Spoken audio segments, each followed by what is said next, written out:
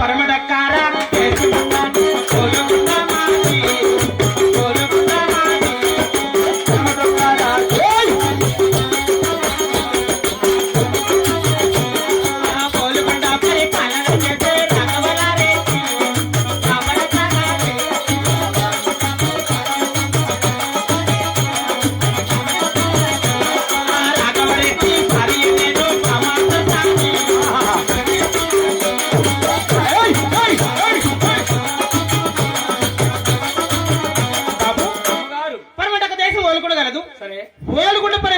రాఘవరెడ్డి రాఘవరెడ్డి భార్య దర్శనం అంటారు బాబు నన్ను మరి సభారాష్ట్రంలో నీ ప్రాణనాథుడు పిల్లం పెడతాము ఏం నాయనా నీళ్ళు పోసుకోలే నేను ఇంకా ఏమి స్నానం చేయని టచ్ ఎక్కడైనా ప్రాణేశ్వరుడు జ్వరం ఉన్నాడు అది వేగంగా వెళ్దాం నాయనా సగల సగల సంతోషమతో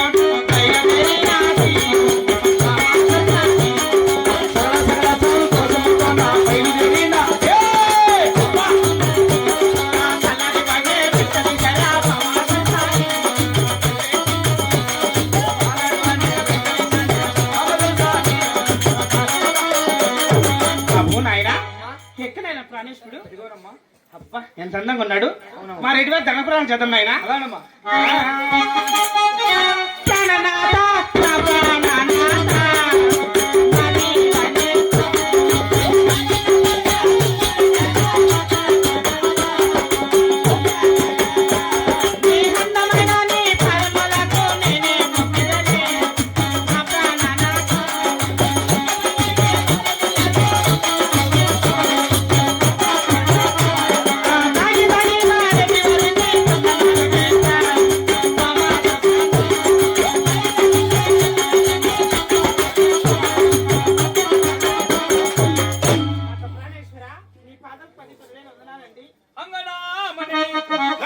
అదేంటో చెప్తారు కదా మేము చెప్పేది నువ్వు కాదు పక్కనుండు నువ్వు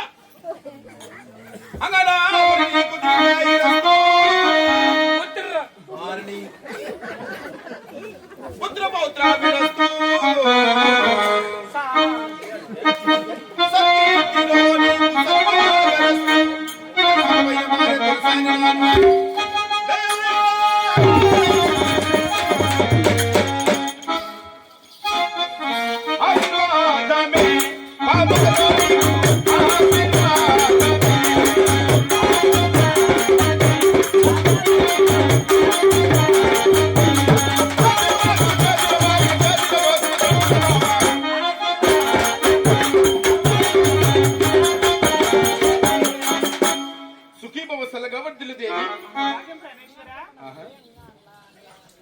ఏమండి అదృగడ శ్రీ సభ బంధుకు నేను పిలిచిన పని ఏం నాతో తెలపండి ప్రాణేశ్వర భార్య ఏమండి ఎన్ని దినములైనదే భామ నిన్ను చూసి నేను కూడా నండి ఈ రోజు నిన్ను చూడగానే నా మనసు ఎంతో ఆనంద పరవశమైతున్నదే భామ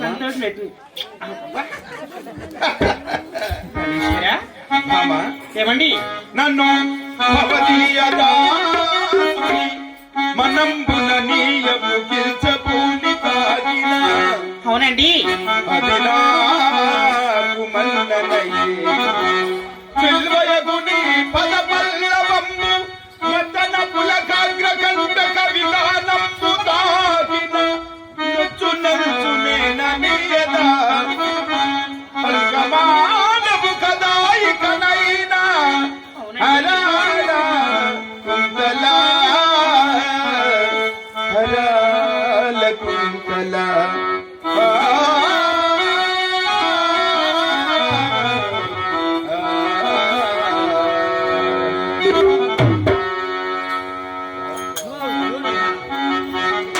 భామ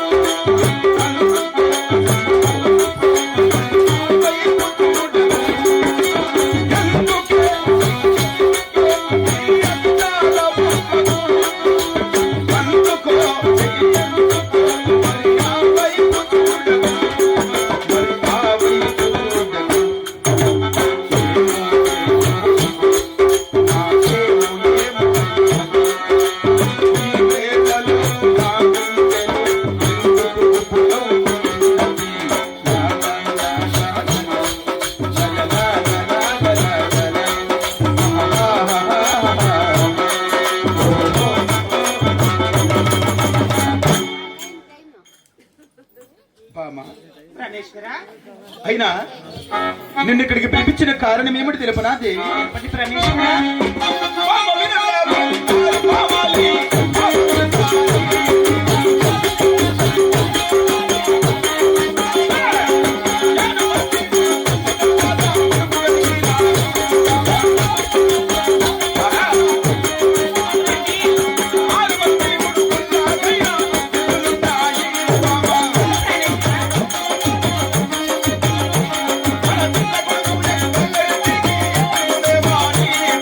అవునండి.